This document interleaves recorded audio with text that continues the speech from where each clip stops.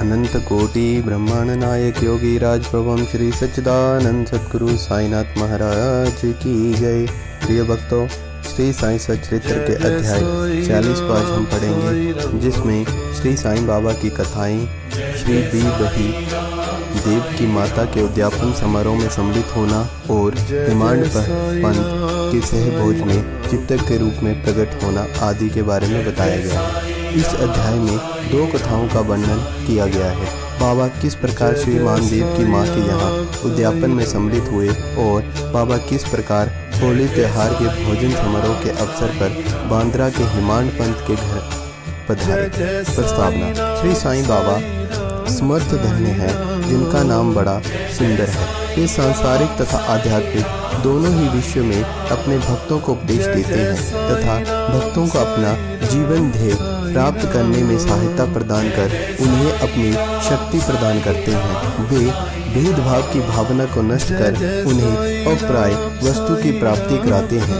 भक्त लोग श्री साईं बाबा के चरणों पर भक्ति पूर्वक गिरते हैं और श्री साईं बाबा भी भेदभाव रहित होकर प्रेम पूर्वक भक्तों को हृदय से लगाते हैं। वे भक्तगण में ऐसे सम्मिलित हो जाते हैं जैसे वर्षा ऋतु में जल नदियों से मिलता है और उन्हें अपनी शक्ति तथा मान देता है। श्रीमती देव का उद्यापन उत्सव। श्री बी बही देव ठाड़ू में मामलतदार थे। उनकी माता ने लगभग 25 या 30 व्रत लिए थे, इसीलिए अब उनका उद्यापन करना आवश्यक था। उद्यापन के साथ साथ 100-200 ब्राह्मण का भोजन भी होने वाला था। श्री देव ने एक तिथि निश्चित कर बापू साहेब जोग को एक पत्र सीढ़ी भेजा। उसमें उन्होंने लिखा कि तुम मेरी ओर से श्री साईं बाबा को उद्यापन और भोजन में सम्मिलित होने का निमंत्रण दे देना और उनसे प्रार्थना करना कि उनकी अनुपस्थिति में उत्सव अपूर्ण ही रहेगा। मुझे पूर्ण आशा है कि वे अवश्य ठाणु पधार कर दास को कृतार्थ करेंगे। बापू साहेब जोग ने बाबा को वह पत्र पढ़कर सुनाया। उन्होंने उसे ध्यानपूर्वक सुना और शुद्ध हृदय से प्रेषित निमंत्रण जानकर वे कहने लगे कि जो मेरा स्मरण करता है उसका मुझे सदैव ही ध्यान रहता है। मुझे यात्रा के लिए कोई भी साधन, गाड़ी, टांगा या विमान की आवश्यकता नहीं है। मुझे तो जो प्रेम से पुकारता है उसके सम्मुख मैं अविलंब ही प्रकट हो जाता हूँ। उसे एक सुखद पत्र भेज दो कि मैं और 2 व्यक्तियों के साथ अवश्य आऊँगा। जो कुछ भी बाबा ने कहा था, जोग ने श्री देव को पत्र में लिखकर भेज दिया। पत्र पढ़कर देव को बड़ी ही प्रसन्नता हुई, परंतु उन्हें ज्ञात था कि बाबा केवल रहाता, रुई और नीम गांव के अतिरिक्त और कहीं भी नहीं जाते हैं। फिर उन्हें विचार आया कि उनके लिए क्या असंभव है। उनकी जीवनी अपार चमत्कारों से भरी हुई है। वे तो सर्वव्यापी हैं। वे किसी भी भेष में अनायास में ही प्रकट होकर अपना वचन पूर्ण कर सकते हैं। उद्यापन के कुछ दिन पूर्व एक सन्यासी ठाड़ू स्टेशन पर उतरा जो बंगाली सन्यासियों के समान वेशभूषा धारण किए हुए था। दूर से देखने में ऐसा प्रतीत होता था कि वह गो रक्षा संस्था का स्वयंसेवक है। वे सीधा स्टेशन मास्टर के पास गया और उनसे चंदे के लिए निवेदन करने लगा। स्टेशन मास्टर ने उसे सलाह दी कि तुम यहाँ के मामलेदार के पास जाओ और उनकी सहायता से ही तुम यथेष्ट चंदा प्राप्त कर सकोगे। ठीक उसी समय मामलेदार भी वहाँ पहुँच गए और तब स्टेशन मास्टर ने सन्यासी का परिचय उनसे कराया। वे दोनों स्टेशन के प्लेटफॉर्म पर बैठे वार्तालाप करते रहे।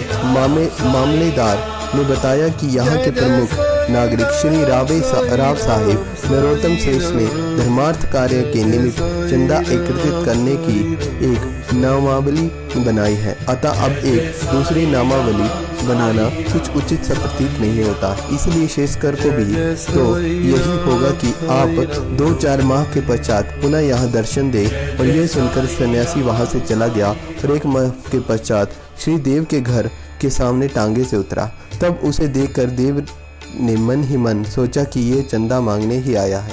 उसने श्रीदेव को कार्यव्यस्त देखकर उनसे कहा कि श्रीमान, मैं चंदे के निमित्त नहीं वरन भोजन करने के लिए आया हूँ। देव ने कहा कि बहुत आनंद की बात है, आपका सहर्ष स्वागत है। सन्यासी, मेरे साथ 2 बालक और भी हैं। देव तो कृपा कर उन्हें भी साथ ले आइए। भोजन में अभी 2 घंटे का विलंब है। इसीलिए देव ने पूछा कि यदि आज्ञा हो तो मैं किसी को बुलाने को भी भेज दूं। सन्यासी, आप चिंता न करें, मैं निश्चित समय पर उपस्थित हो जाऊंगा। देव ने उनसे दोपहर में पधारने की प्रार्थना की। ठीक 12 बजे के आसपास दोपहर को तीनों वहां पहुंचे और भोज में सम्मिलित होकर भोजन करके वहां से चले गए। उत्सव समाप्त होने पर देव ने बापू साहब जोग को पत्र में उल्हाना देते हुए कहा कि बाबा पर वचन भंग करने का आरोप लगाया। जोग का वह पत्र बाबा के पास गए, परंतु पत्र पढ़ने के पूर्व ही बाबा उनसे कहने लगे, अरे मैंने वहां जाने का वचन दिया था तो मैंने उसे धोखा नहीं दिया है। उसे सूचित करो कि मैं अन्य 2 व्यक्तियों के साथ भोजन में वहां उपस्थित था, परंतु जब वह मुझे पहचान ही न सका तब निमंत्रण देने का कष्ट ही क्यों उठाया था। उसे लिखो कि उसने सोचा होगा कि वह सन्यासी चंदा मांगने आया है, परंतु क्या मैंने उसका संदेह दूर नहीं कर दिया था कि अन्य 2 व्यक्ति के साथ मैं भोजन के लिए आऊँगा। क्या वे त्रिमूर्तियाँ ठीक समय पर भोजन के लिए सम्मिलित नहीं हुई? देखो, मैं अपना वचन पूर्ण करने के लिए अपना स्वर से निछावर कर दूंगा। मेरे शब्द कभी असत्य नहीं निकलेंगे। इस उत्तर से जोग के हृदय में बहुत ही प्रसन्नता हुई और उन्होंने पूर्ण उत्तर लिखकर देव को भेज दिया। जब देव ने उत्तर पढ़ा तो उनकी आंखों से अश्रुधाराएं प्रवाहित होने लगी और उन्हें अपने आप पर बड़ा ही क्रोध आ रहा था कि मैंने व्यर्थ ही बाबा पर दोषारोपण किया है। और वे आश्चर्यचकित से हो गए कि किस तरह मैंने सन्यासी की पूर्व यात्रा से धोखा खाया, जो कि चंदा मांगने आया था और सन्यासी के शब्दों का अर्थ भी न समझ पाया कि अन्य दो व्यक्तियों के साथ मैं भोजन पर आऊँगा। इस कथा से विदित होता है कि जब भक्त अनन्य भाव से सद्गुरु की शरण में आता है तभी उसे अनुभव होने लगता है कि उसके सब धार्मिक कृत्य उत्तम प्रकार से चलते हैं और निर्विघ्न समाप्त भी हो जाते हैं। हिमांड पंथ का होली त्योहार पर सहभोज। अब हम एक दूसरी कथा पर जाएंगे जिसमें बताया गया है कि बाबा ने किस प्रकार चित्र के रूप में प्रकट होकर अपने भक्तों की इच्छा पूर्ण की। होली पूर्णिमा के दिन हिमांड पंथ को एक स्वप्न हुआ। बाबा ने उन्हें एक सन्यासी के वेश में दिखे और उन्हें हिमांड पंथ को जगाकर कहा कि मैं दोपहर को तुम्हारे यहाँ भोजन करने आऊँगा। जागृत करना भी स्वप्न का ही एक भाग था, परंतु जब उनकी निंद्रा सचमुच में भंग होगी तो उन्हें न तो बाबा न ही कोई अन्य सन्यासी दिखाई दिया। वे अपनी स्मृति दौड़ाने लगे। अब उन्हें सन्यासी के प्रत्येक शब्द की स्मृति हो आई। यद्यपि वे बाबा के सानिध्य का लाभ गत 7 वर्षों से उठा रहे थे और उन्हीं का निरंतर ध्यान भी किया करते थे, परंतु वे कभी भी आशा न थी कि बाबा भी कभी उन्हें उनके घर पधार कर भोजन कर उन्हें कृतार्थ करेंगे। बाबा के शब्दों से अति हर्षित होते हुए भी वे अपनी पत्नी के पास गए और कहा कि आज होली का दिन है, एक सन्यासी अतिथि भोजन के लिए अपने यहाँ पधारेंगे, इसलिए भात थोड़ा अधिक बनाना। उनकी पत्नी ने अतिथि के संबंध में पूछताछ की। प्रत्युत्तर में हिमांड पंथ ने बात गुप्त न रखकर स्वप्न का वृत्तांत सत्य बतला दिया। तब वे संदेह पूर्वक पूछने लगी कि क्या यह कभी संभव है कि वे शीढ़ी के उत्तम भोजन त्याग कर इतनी दूर बांद्रा में अपना रूखा सूखा भोजन करने पधारेंगे। हिमांड पंथ ने विश्वास दिलाया कि उनके लिए क्या असंभव है। हो सकता है वे स्वयं न आए और कोई अन्य स्वरूप धारण कर ले। इस कारण थोड़ा अधिक भात बनाने में हानि ही क्या है। इसके उपरांत भोजन की तैयारियां शुरू हो गई। होली का पूजन शुरू हो गया और पतले बिछाकर उनके चारों ओर रंगोली डाल दी गई। 2 पंक्तियां बनाई गई और बीच में अतिथि के लिए स्थान छोड़ दिया गया। घर के सभी कुटुंबी, पुत्र, नाती, लड़कियां, दामाद इत्यादि ने अपना अपना स्थान ग्रहण कर लिया और भोजन परोसना भी शुरू हो गया। अब भोजन परोसा ही जा रहा था तो प्रत्येक व्यक्ति उस अज्ञात अतिथि की उत्सुकता पूर्वक राह देख रहा था। जब मध्याह्न भी हो गया तो कोई भी नहीं आया। तब द्वार बंद कर साकल चढ़ा दिया गया। अन्न शुद्धि के लिए घृत वितरित हुआ, जो कि भोजन शुरू करने का संकेत था। वैष्णदेव अर्थात अग्नि का औपचारिक आहुति देकर श्री कृष्ण को नैवेद्य अर्पण किया गया और फिर सभी लोग जैसे कि भोजन शुरू करने वाले थे, इतने में सीढ़ी पर किसी के चढ़ने की आहट स्पर्श आने लगी। हिमांड पंत ने शीघ्र उठकर सांकला खोली और दो व्यक्ति अली मोहम्मद और मौलाना इस्मू मुजावर का द्वार पर खड़े पाया। इन लोगों ने जब देखा कि भोजन परोसा जा चुका है और केवल शुरू करना ही शेष है, तो उन्होंने विनीत भाव से कहा कि आपको बड़ी ही असुविधा हुई है, इसके लिए हम क्षमा प्रार्थी हैं। आप अपनी थाली छोड़कर दौड़ आए हैं तथा अन्य लोग भी आपकी प्रतीक्षा कर रहे हैं, इसलिए आप अपनी ये संपदा संभालिए। इससे संबंधित आश्चर्यजनक घटना ऐसी अन्य सुविधाजनक अवसर पर सुनाएंगे।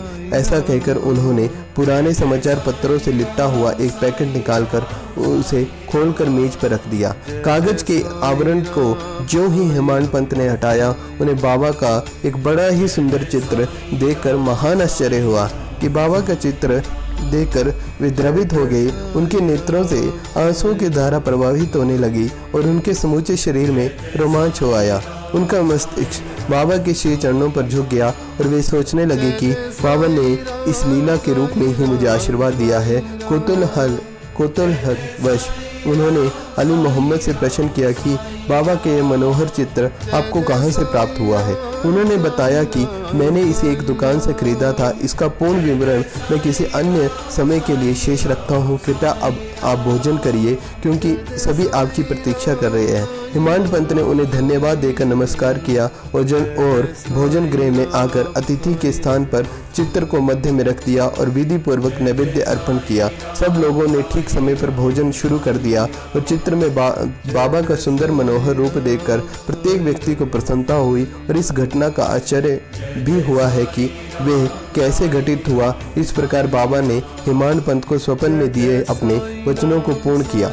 इस चित्र की कथा का पूर्ण विवरण अर्थात अली मोहम्मद को चित्र कैसे प्राप्त हुआ और किस कारण से उन्होंने इसे लाकर हिमांड पंत को भेंट किया, इसका वर्णन हम अगले अध्याय में करेंगे। तो प्रिय भक्तों, श्री साईं बाबा की कृपा से हमने इस अध्याय को भी पूर्णतः समाप्त कर लिया है।